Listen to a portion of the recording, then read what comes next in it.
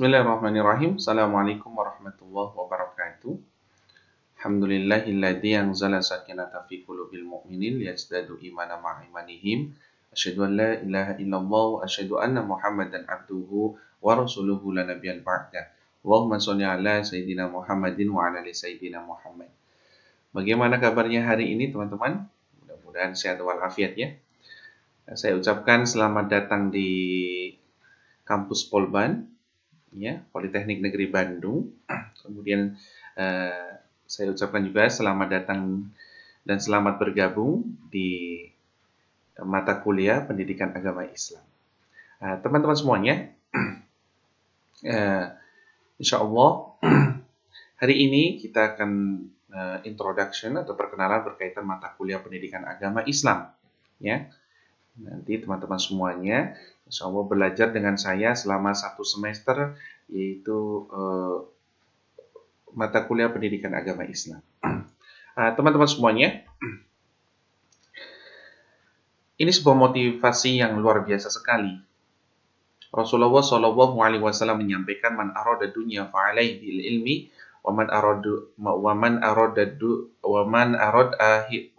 al akhirah fa'alaihi bil ilmi, wa man arada dunya wal akhirah fa'alaihi bil ilmi. Beliau menyampaikan, barang siapa yang menginginkan dunia, maka hendaklah dengan ilmu. Dan barang siapa yang menginginkan akhirat, maka hendaklah dengan ilmu. Dan barang siapa yang menginginkan keduanya, maka hendaklah dengan ilmu.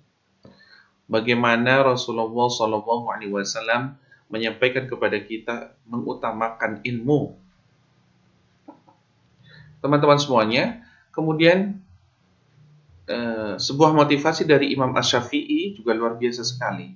Jika kamu tak sanggup menahan lelahnya belajar, maka kamu harus sanggup menahan perihnya kebodohan.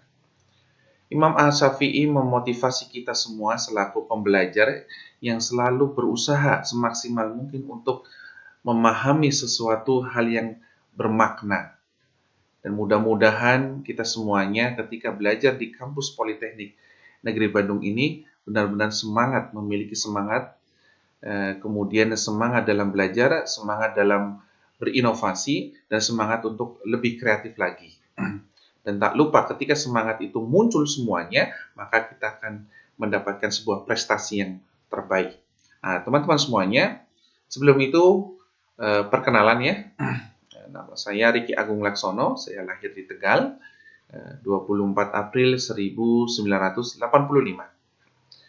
Kemudian alamat rumah saya teman-teman semuanya, itu Jalan Sarimana 2, Blok 8, nomor 165, Sarijadi, Kota Bandung. Artinya sangat dekat dengan Politeknik Negeri Bandung. Jadi teman-teman, kalau seandainya ada waktu luang, boleh bersilaturahim ke rumah saya ya. Silakan saja bersilaturahim. Teman-teman semuanya, kemudian email rikiagung@polban.ic.id. Ini teman-teman, nanti kita misalnya teman-teman ada tugas dan sebagainya, maka boleh mengumpulkan via email. Nah, teman-teman semuanya, kalau berkaitan nomor telepon, saya pikir teman-teman sudah tahu semuanya karena ada di grup masing-masing ya. Teman-teman semuanya, pembelajaran dengan saya ini ada kontrak belajar yang harus teman-teman siapkan atau harus teman-teman penuhi.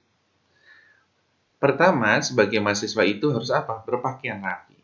Teman-teman semuanya, saya harap teman-teman itu menggunakan pakaian yang rapi ketika belajar. Ketika menggunakan pakaian yang rapi, salah satunya adalah teman-teman menghormati pengajarnya.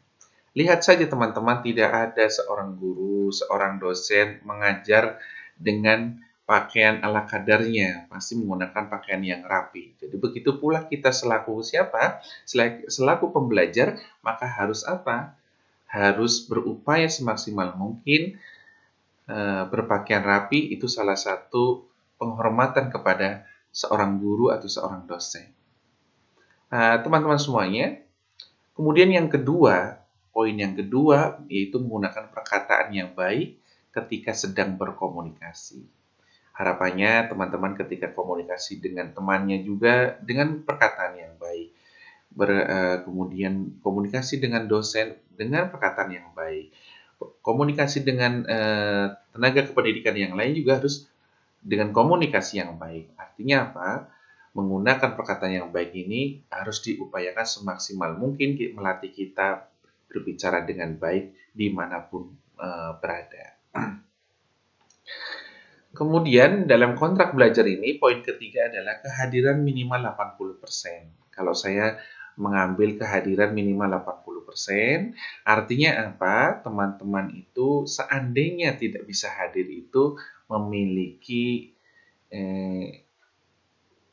kali mungkin ya, memiliki atau jumlah tidak masuknya itu 3 kali pertemuan.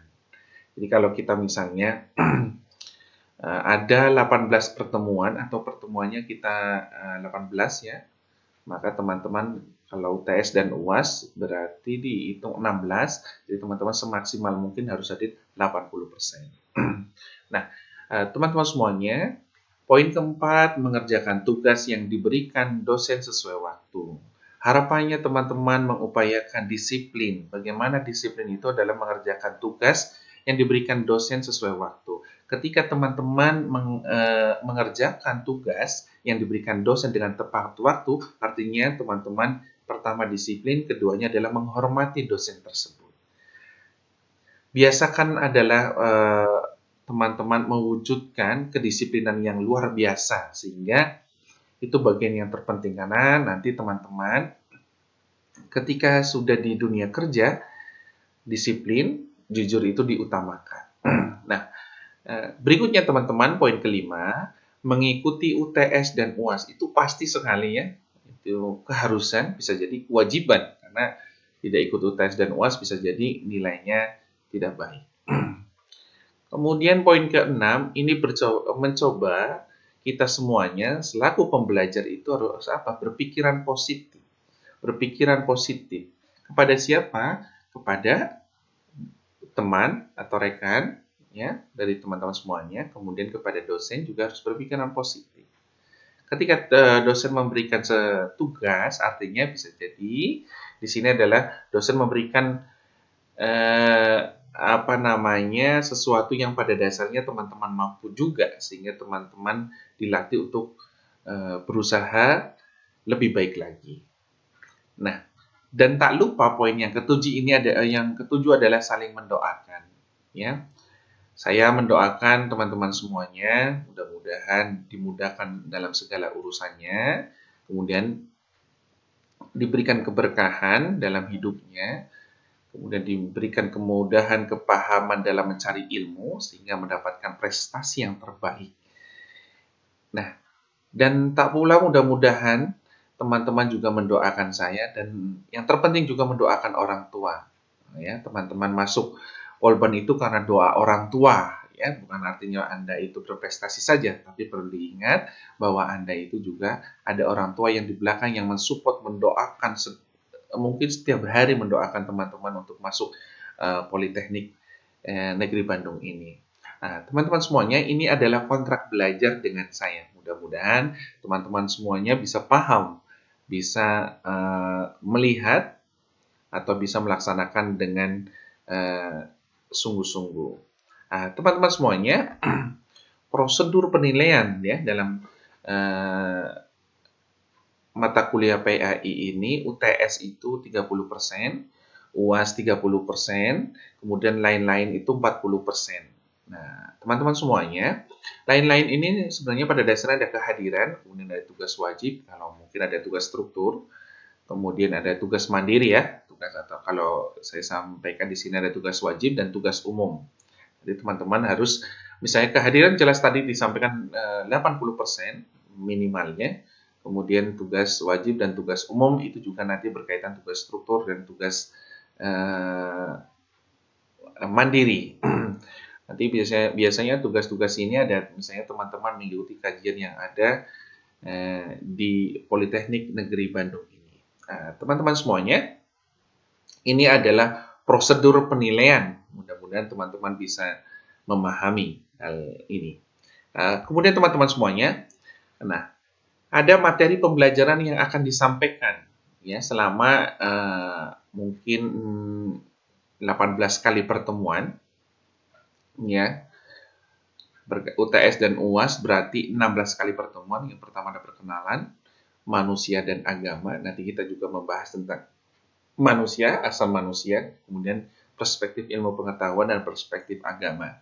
Kemudian agama sendiri, nanti definisinya bagaimana, itu juga akan dipaparkan. Kemudian poin yang ketiga adalah sumber ajaran Islam. Ya, sumber ajaran Islam. Nanti ada berapakah sumber ajaran Islam ini nanti kita jabarkan ya. Kemudian berkaitan dengan pokok ajaran Islam yaitu akidah, jadi di dalamnya juga ada iman Islam. Kemudian ada ihsan mungkin yang ditambahkan. Kemudian poin yang kelima ini adalah ibadah. Bagaimana kita berupaya semaksimal mungkin bahwa ibadah kita termasuk ibadah yang diridhoi oleh Allah SWT. Kemudian yang poin keenam adalah muamalah. Muamalah ini sangat luas sekali, tapi nanti pembelajaran mungkin dibatasi dengan poin-poin tertentu. Kemudian poin ketujuh ini adalah sejarah kebudayaan dan peradaban Islam. Jadi seorang muslim itu harus memahami secara detail sebuah kebudayaan dan peradaban Islam. Kemudian poin 8, Islam dan tantangan modernitas. Bagaimana Islam